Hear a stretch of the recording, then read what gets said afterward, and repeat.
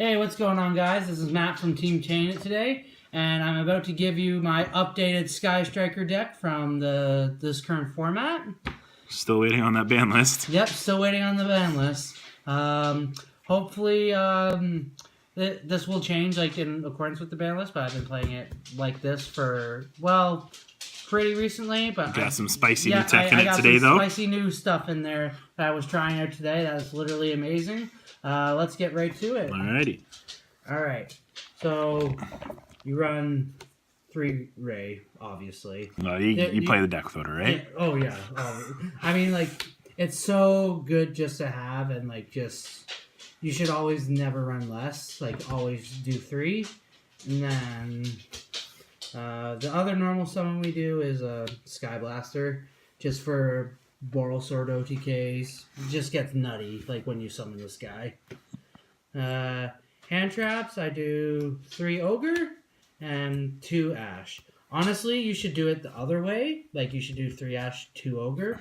But I do a Spice, which is why I prefer to run 3 Ogre over 2 Ash. But I think 5 is the perfect hand trap ratio, to be honest. We're on to Sky Striker spells. Triple Engage. Always, never run it. Worst card in the deck. Probably. What if they hit it to 1? Yeah, go to 1. No, it's your Pot of Greed. You always want to see this card. And 95% of the time, you always see it. And your next best one, Anchor, cuck the card, basically. And then that's the only 3 of us that we do. For 2 of us, we do Double Booster. This card was undervalued for so long, but honestly, like, if they, like, effectively your Kagari, you just chain this from your hand. That's, they can't target your guy, if you, your monster is unaffected by card effects except its own. If you have 3 or more spells, it can't be destroyed by battle. Gotcha. So it's a pretty strong card. Double Burner. I don't like jamming waves. I would rather run 2 of this because, like, I just think jamming waves is so bad. 2 field, perfect ratio. Gets you your Ray with ease. Exactly. Double multi-roll. This card is god. This card is amazing. It's basically your Spellbook of Judgment of the deck. It's so powerful, and people underestimate it all the time. 1 ofs, 1 drones, because it's at 1. You really only need the 1, too, because, like, with Engage, you can always search it out. Guard can always add it back if you need it. Shark Cannon kills the mirror match and gets rid of a guy in your opponent's grave. Like, if they try to bring a guy back, just change Shark Cannon. Doesn't negate their effect, though, right? It does not, no. Okay, so you can't called by the grave with it. Exactly. But, like, in the mirror match, what you can do is, I've had experience... If you have 3 or more spells, they send their Ray to the graveyard. You Shark Cannon their Ray. You get their Ray to your side of the field, and you get your Kagari. It's really good. And I started trying this one. I actually really like it, just because it's like 2. You could get this engrave and maybe another spell. Vector Strike. Yeah, Vector Blast. And if you're playing against Goki, it does clear out the extra monster zone, so it is pretty good. You might want to run like Hercules Base or something like that, but I really like this card from trying it out. Regular spells, no hand traps allowed. Called by the grave is a pretty good card. It's pretty strong. God. This card's amazing. Only the 2 Pot of Desirees? Only 2. Says draw 2. Always run it. And, this card is absolutely staple in this deck. Slash draw. This card is absolutely busted. The Spice. It is so good. Like, the worst case scenario is it's 2 spells engrave, and my buddy was telling me, like, you can recycle all your stuff. Like, if, like, you have, like, your engages in your graveyard, it doesn't specify the cards that you mill from your deck, they have to be the ones that you put back in. Like, if you have to engage in your grave, shuffle them back in. You so you just shuffle whatever you want. Exactly. Best case, blowout OTK. Best case scenario. And 1-ofs, I do Rhoda for looking for Ray. Terraformer looking for the field. Here's another spice. E-Telly. The reason why we run this is with Sky Blaster, it works as a second Hornet drone. So, like, you go E-Telly, you get your Ghost Ogre, you summon Sky Blaster, you get 4 tokens, make Boral Sword, GG.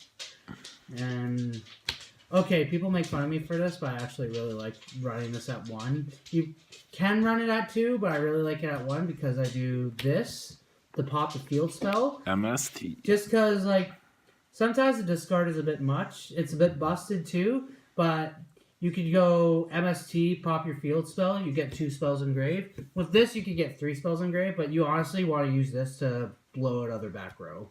Like, that's what that's for. Also with MST, if you blow out your field spell, you get your free ray. Exactly. That's the whole... That is why we run just the 1 MST. We don't really use it to pop opponent spell and traps. We usually just use this to pop opponent spell and traps. This is the pop field spell if we don't have multi-roll. This card's a blowout. People still underestimate this card because I was Can we playing... get a close-up of that? Monstrito. Monstrito Riengardo. Italian Lub. Italian Legend of Blue Eyes. First Ed? Yeah, first ed. First Ed Monster Reborn. Honestly, like, okay, at locals, I ended up top decking this, like, after I did, like, a million combos. I Monster Reborn his Danger Bigfoot, he just scooped. Like, because, like, people still underestimate how powerful and how sacky this card is. And extra consistency. One upstart. Playing a 39-card deck. You cheater. Exactly. Basically.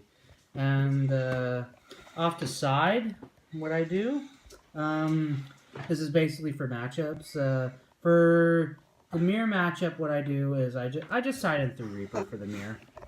Yeah, I hit Really, you. that's really all you need. Like, if you're playing against the mirror, just side this in. Like, take out a couple Ash. And then, like, you just say, I go second. Then they get their token out. You chain that, get rid of their Kagari. Always want to do it on their token. Oh, yeah. Always get rid of Kagari on the token. If they summon Ray, you force them into Shinzuku, basically. Just like, because they summon Ray, you go Reaper, and then you reveal Shinzuku. They say, okay, I can't go into Kagari because I want to keep my one Shinzuku. Or if you're like in late game and they think they get attacked for games, you can do this on Hayate, so then like it kind of cucks them. Oh, really? Yeah, it's kind of funny. I would never recommend it, but It's a just-in-case thing? It can come up. For Thunder Dragons, this is the turn ender. Lancia. They go Gold Sark, you just go Lancia. They say pass. What does Lancia do for the people who don't know about it? Lancia, basically, it's like you contribute this card from face up from your hand or your side of the field, and your opponent can't banish cards that turn. So your opponent activates Gold Sark to banish like one of their Thunder Dragon cards. You just go Lancia. Gold Sark does nothing. Boom, dead card. Yeah, exactly. It's dead. Then they pass. You go into your OTK. You win.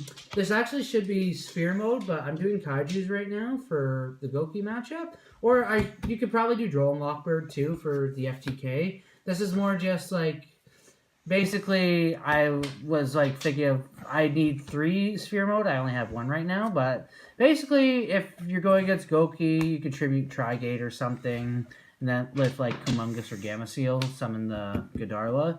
You're no so good. summon? Yeah. Or this is what is actually really good. Like, if you're ever going against road decks, this is actually really good deciding against road decks, because you tribute like whatever their boss monster. Like, if you're playing against Blue Eyes, you tribute your Blue Eyes or whatever, you Widow Anchor it back, you have an OTK on board. No Kaiju Slumbers, though? No Slumber. Like, it's good, but like at the same time, like it's a bit much. Basically, for you got a scenario here.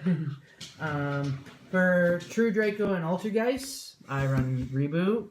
It ends turns. Like, they basically go like personal spoofing. You reboot, they say pass, or like you're gonna go into your OTK and like they try to like stun you if there's Altergeist cards. You go reboot, they say oh shit, then go into OTK.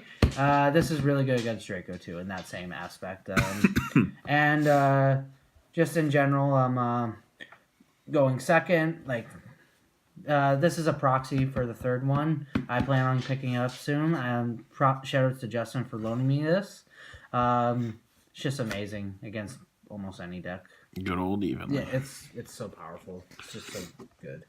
Any last words about your deck? Well, we gotta get to the extra. Oh, right, yes. Yes. The sideboard. Yeah, we'll move tokens here. Extra deck is pretty standard. If any questions, 3 Kagari. I wish I had ultis, but you gotta have some budget.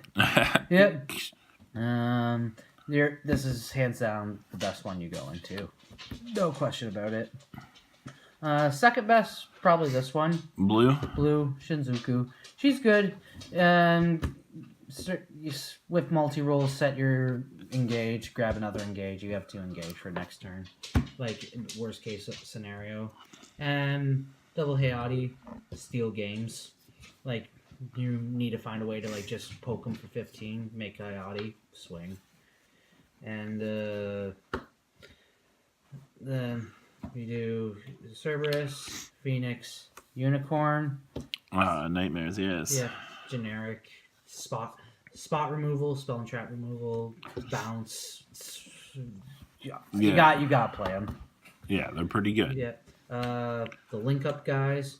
The link 2 is honestly irrelevant. You could even just use the 1 link spider down arrow and you're fine. Like if you don't have like a pointy down, you can use like a proxy dragon, just use link spider. I gotcha. Like Spaceman, Reaper Docus. I wouldn't say Underclock Taker as good as Underclock Taker is because he needs 2 effect monsters. These guys just need 2 monsters. So it can be like 2 tokens and whatever. Then the Boro Brothers. You mostly go into this guy. If you can't actually put game on board just yet, like if you're like, I can make Boral Sword, but that's still not quite enough. Like they could still have like something on board. Make this guy and just go yoinkies and then just swing with their guy and they kind of like are stuck in a rut. Like I want to get. I was actually very surprised at locals, like when I actually summoned that to one, and I was like, that's the scenario when you make him. Gotcha. Only change I would probably make is since you don't really need to run Borreload, like you don't really need it, like it's just for extra spice, you could probably make that a firewall. So then like if you go against the FTK, you side in your Reaper and then like you just get rid of the firewall. Or even a Zold, because you can make a Zold in this deck. It's pretty nuts. Like that's the only thing I would probably change right now. Alright, one question. Name 1 card you want banned on this ban list. Firewall. Everybody wants it. Yeah. Okay, if I'm being realistic, Gumblar probably. Gumblar? Starting the game with like 2 cards in hand sucks. And like Goki's already like so much of a I'm down so much in the game. I also hate Danger Snake. It won't happen. Like free card. Yeah, it's free. There's literally no downside to it. It's free in every sense except for it's $80. Exactly. Yes. Like, well, there's always that guy that has 3 of them. So. It won't happen. They want to push that archetype, but if I could pick 2 cards, I'd say Gumblar, then Danger Snake. Obviously, I'd pick Firewall, but let's be real, it's not happening. He's staying around. And yeah, I guess that's it. Team Chain, it's signing off. Peace.